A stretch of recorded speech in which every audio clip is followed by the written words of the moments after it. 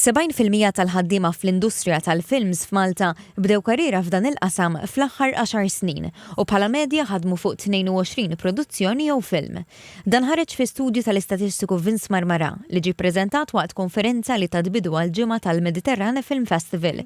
Studju li konferma li l-ħaddiema Maltin fl-industrija tal-films għandhom interess qawwi li jkomplu jtejbu l-ħiliet tagħhom. Għalkemm għandek ħafna min-nies qegħdin jaraw li għandhom ċertu skills li huma b'saħħithom fejn għandu x'jaqsam f'dak li qegħdin jaħdmu fil-film industry huma, imma għandek interess kbir u maġġoranza assoluta ta' 3 minn kull 4 li qed jgħidu jixtiequ aktar skills, lesti jieħdu aktar korsijiet biex hemmhekk ikunu jistgħu jisaħħu aktar dawk il-ħiliet li għandhom huma biex jkunu aktar ippreparati biex jaħdmu aħjar f'din l-industrija ferm importanti tal-films f'Malta.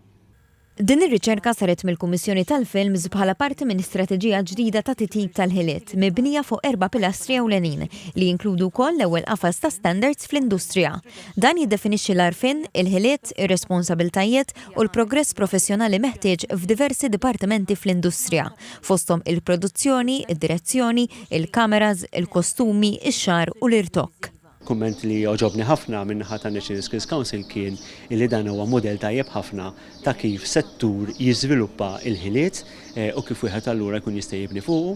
Però mbagħad kien hemm kumment ieħor ta' professur Ingliż li ġie anke minn Cambridge University u jagħmel xogħol fl-industrija tal-films madwar l-Ewropa u d-dinja fejn ikkummenta sabiħ ħafna fejn qal li isma' Malta rnexxiela toħloq qafas fil-kastana ta' dawn l-4 pilastri illi fl-esperjenza tiegħu ma tantx jista' jinnotom f'pajjiżi oħrajn. L-istrateġija tinkludi wkoll kollaborazzjoni ma' Film London biex il-ħaddiema Maltin jingħataw aktar opportunitajiet ta' tagħlim u networking. Barra minn hekk il-Kummissjoni ħabbret ukoll fond ta' 2 miljun euro f'boros ta' studju għal ħaddiema biex jipparteċipaw f'korsijiet u programmi ta' taħriġ. Il-Kummissarju tal-Films Johan Grek qal li dawn l-inizjattivi għandhom lan li jwasslu lill-industrija għal livell ġdid ta' żvilupp u jiftu aktar bibien għal ġenerazzjoni l-ġdida biex tibni karriera fis-settur tal-films f'Malta.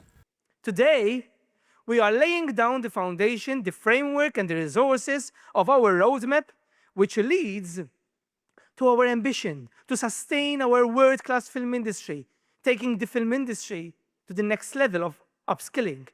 Il-Ministru għall-Art, il-Kultura u l-Wirt Nazzjonali Malcolm Paula Ġużgalja sostna li l-investiment fil-ħiliet tal-ħaddiema huwa investiment dirett fil-futur tal-industrija tal-films f'Malta.